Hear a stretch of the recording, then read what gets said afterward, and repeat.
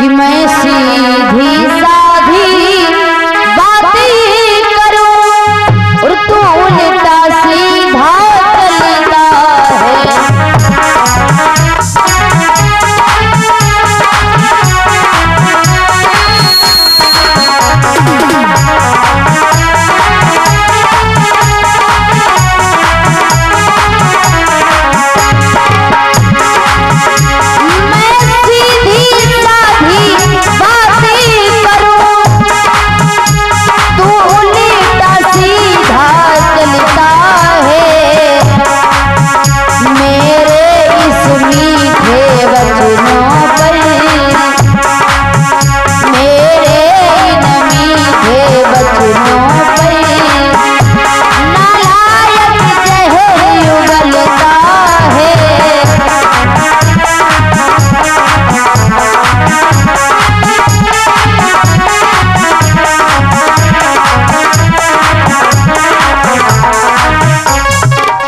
वृंदावन बिहारी लाल की।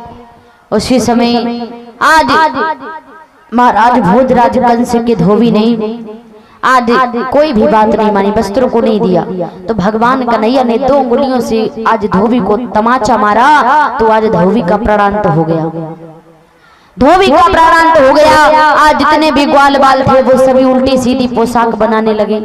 जामे को पाजामा माना, पाजामा जामा बना लिया, साफे को साफा कर डाला, रूमाल कमर से राजसी वस्त्र, क्योंकि वो महाराज राजाओं के वस्त्र धोया करता था, उसका यही काम था।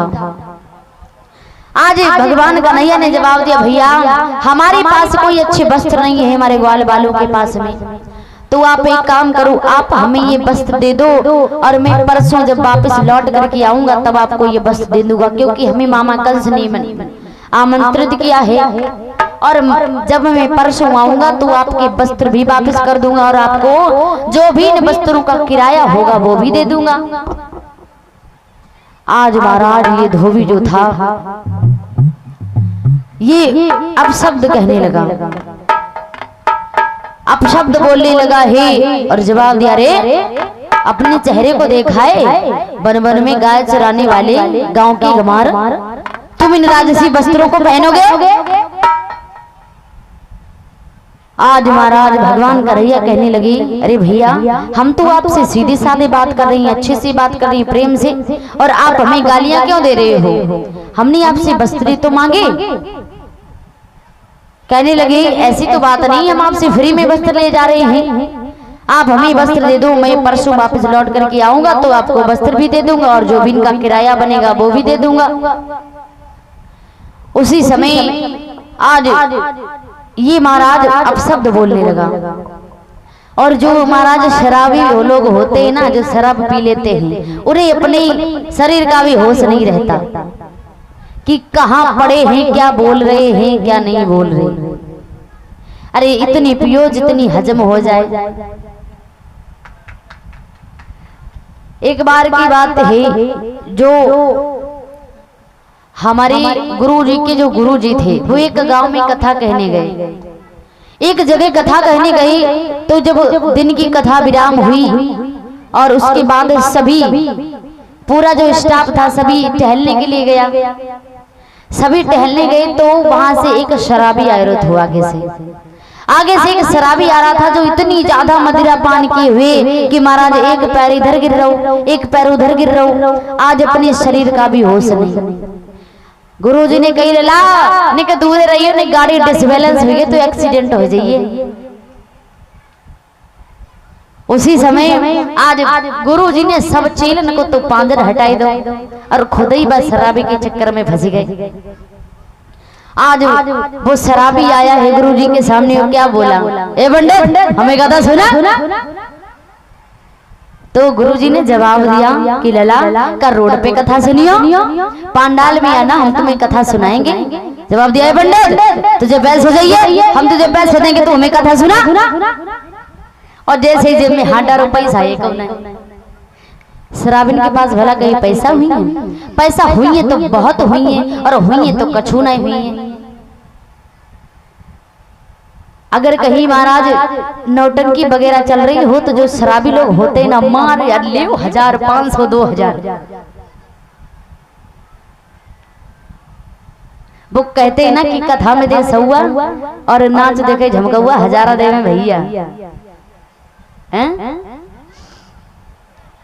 महाराज तो आज गुरु जी ने मन में विचार किया कि लला तुम्हें तो भगवान ही दिखिए। आज उस शराबी का महाराज पैर फिसला और शहरों में बड़े बड़े गटर होते हैं, बड़े बड़े नाले, जैसे आपके ताल बेहटा में है बड़े बड़े नाले होते हैं। आज आपको पैर फिसलो और वो झप देवा नाला में जाके गिरो। जितनों भी मटेरियल थे सब बाके मुंह में झवड़ झवड़ झवड़ झवड़ सब बाके मुंह में। और तो गुरुजी ने देखा तो आज सभी चेलन से कही लला जाको बाहर निकाले के डालो नहीं तो जो मर जाइए। आज उसको सभी शिष्यों ने बाहर निकाल के डालो तो आज महाराज तब तक कुतिया आई गई। अब वो कुतिया वो मुंह चाटन लगी, वो मुंह चाटन लगी। जो भी उसके मुंह में लगा हुआ था वो महाराज झबड़ झबड़ जब चाटन लगी तो वो कुतिया की पीठ पे हाथ फेरन लगो और धीरे धीरे धीरे धीरे बाको हाथ बकुतिया की पूंछ पे चलो गो। और का जवाब दो कि रे टिंकू की मम्मी तुम रो तो 2 छुट्टियां बनती हो, तुमने 1 छुट्टियां बांधी। महाराज इसीलिए कहते हैं कि शराबियों को अपना होश नहीं रहता अगर वह शराब पी ले तो। इसीलिए कहते हैं पहली बात हमारा तो मानना ये है कि शराब में रखा क्या है, और शराब पीने वालों के साथ में 3 काम नहीं होते।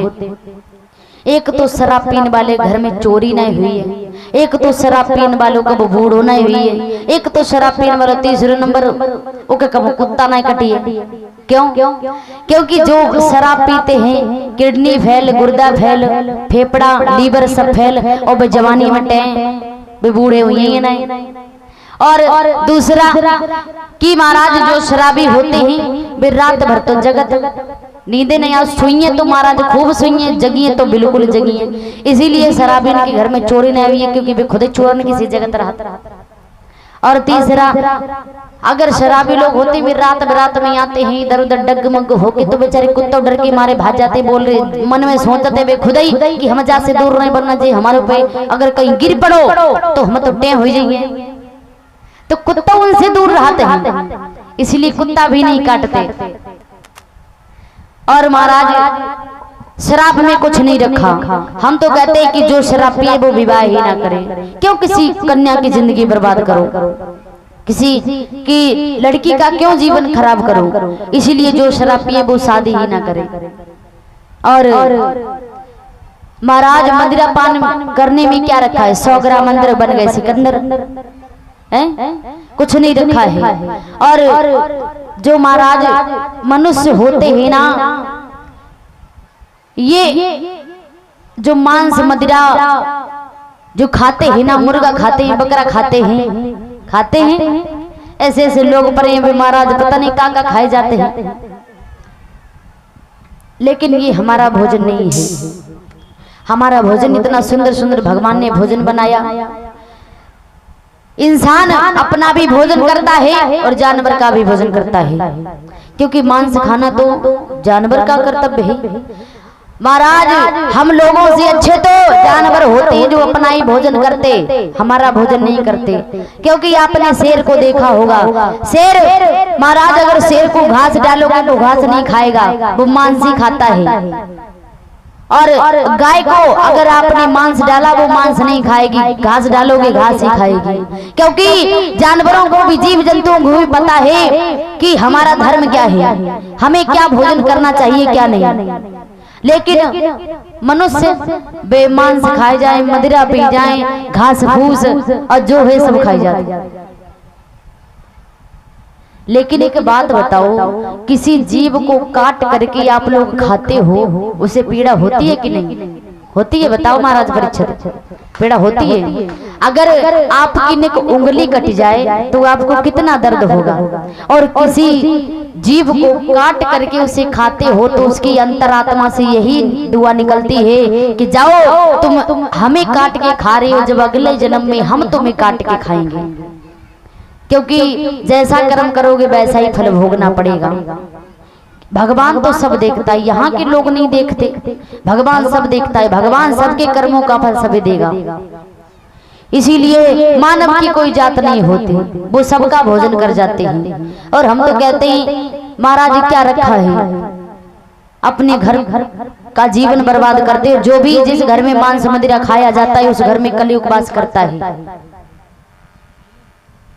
समझ लेना, महाराज परीक्षित के 4 स्थान दिए थे कलयुग को कि जहां पर मदिरा पान किया जाता हो, मांस मदिरा खाया जाता हो, तुम वहां पर वास करोगे। जहां पर वेश्याएं निवासिन हो वहां पर वास करोगे।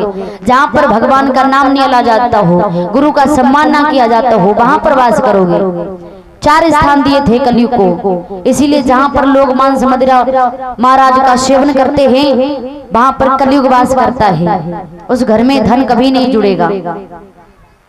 इसीलिए सभी लोग सबल जाओ, मांस मदिरा जो भी है सब खाना बंद कर दो। इतना सुंदर भगवान ने हरी हरी सब्जियां बनाई। हम लोग किसान लोग जो होते इतनी अच्छी अच्छी सब्जियां उगाते हैं, अरे वो खाओ। और इधर महाराज भोजराज कंस का धोबी जो था वो बड़ा ही मदिरा पान किए हुए था, बड़ा मदिरा पान किए हुए था। तो भगवान कन्हैया ने मांगा कि भैया आप हमें ये वस्त्र दे दो। तो आज वो महाराज अपशब्द कहने लगा। तो भगवान कन्हैया कहने लगे